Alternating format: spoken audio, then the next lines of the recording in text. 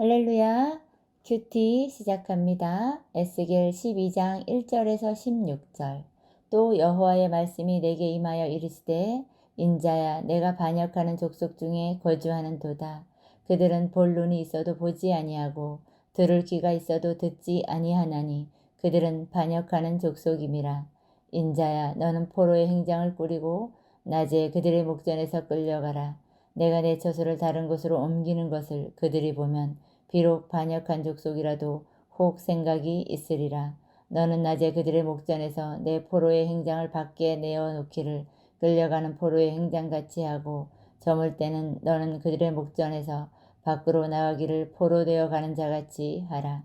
너는 그들의 목전에서 성벽을 뚫고 그리로 따라 올라가되 캄캄할 때 그들의 목전에서 어깨에 메고 나가며 얼굴을 가리고 땅을 보지 말지어다. 이는 내가 너를 세워 이스라엘 족속에게 징조가 되게 함이라 하시기로 내가 그 명령대로 행하여 낮에 나의 행장을 끌려가는 포로의 행장같이 내놓고 저물 때 내 손으로 성벽을 뚫고 깜깜할 때의 행장을 내다가 그들의 목전에서 어깨에 메고 나가니라.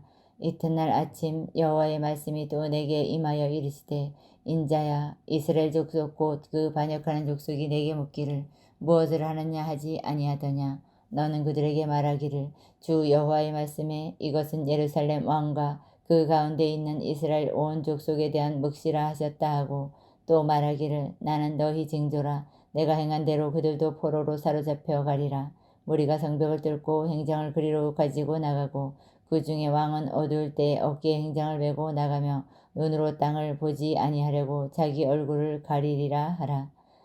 내가 또 내 그물을 그 위에 치고 내 올무에 걸리게 하여 그를 끌고 갈대아 땅 바벨론에 이르리니 그가 거기에서 죽으려니와 그 땅을 보지 못하리라.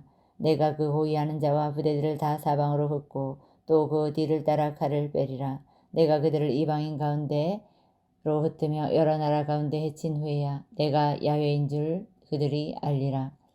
그러나 내가 그 중 몇 사람을 남겨 칼과 기근과 전염병에서 벗어나게 하여 그들이 이르는 이방인 가운데에서 자기의 모든 가정한 일을 자백하게 하리니 내가 여호와인 줄 그들이 알리라.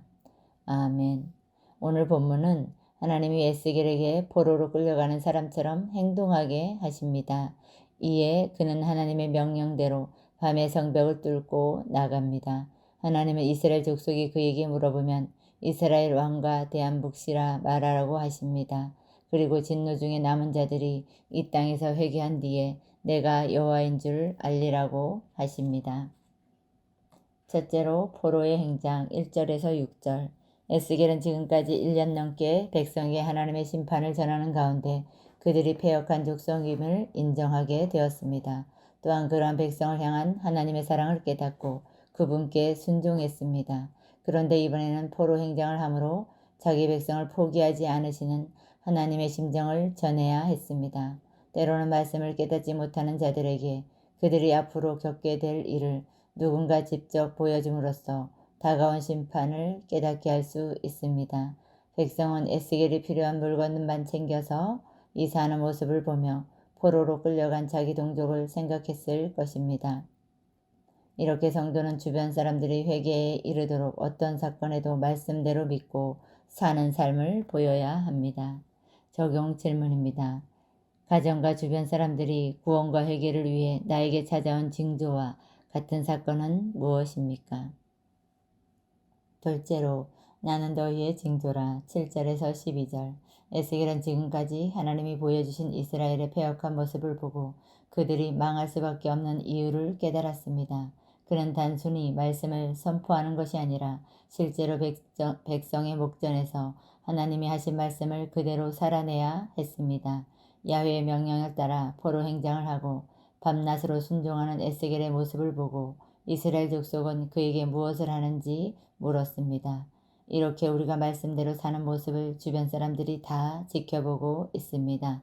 또한 에스겔은 백성이 당한 일뿐만 아니라 시드기야 왕이 두 눈이 뽑혀 포로로 끌려갈 사건도 미리 보여주어야 했습니다.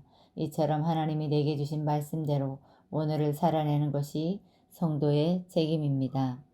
적용 질문입니다. 아침마다 말씀을 묵상하며 하나님이 나에게 하시는 명령을 듣고 있습니까? 오늘 내가 가정과 일터에서 하나님의 말씀에 따라 행할 일은 무엇입니까? 셋째로 여호와인 줄 알리라 13절에서 16절. 바벨론에 침공할 때 시드기야 왕은 어두운 가운데 벽을 뚫고 피신하다가 붙잡혀서 두 눈이 뽑히고 바벨론으로 끌려가 거기서 죽게 될 것입니다. 제 아무리 호위병을 거느린 왕이라도 하나님의 그물에서 벗어날 수 없습니다. 왕의 주변에 있던 사람들도 여러 나라에 흩어져 온갖 환난을 겪고 나서야 여호와 하나님을 알게 될 것입니다. 하나님은 진노 중에도 백성 가운데 몇 사람을 남기십니다. 그들은 이방인 중에서 자신과 백성의 행위가 얼마나 역겨운 일들이었는지 깨달은 뒤에야 비로소 이스라엘 하나님이 거룩하신 분임을 알게 될 것입니다. 비록 고난 중에 있을지라도 하나님의 은혜로 자기 죄를 회개하는 사람은 여호와를 아는 복을 누리게 됩니다. 적용 질문입니다. 내가 하나님의 경고를 듣고 망하기 전에 회개할 것이 무엇입니까?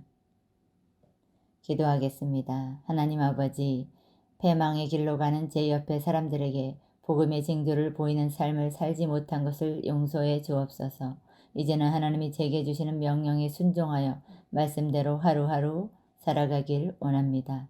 고난 중에 하나님의 은혜로 저의 모든 가증한 일을 자백하여 거룩하신 하나님을 알기에 도와 주옵소서. 예수님의 이름으로 기도합니다. 아멘.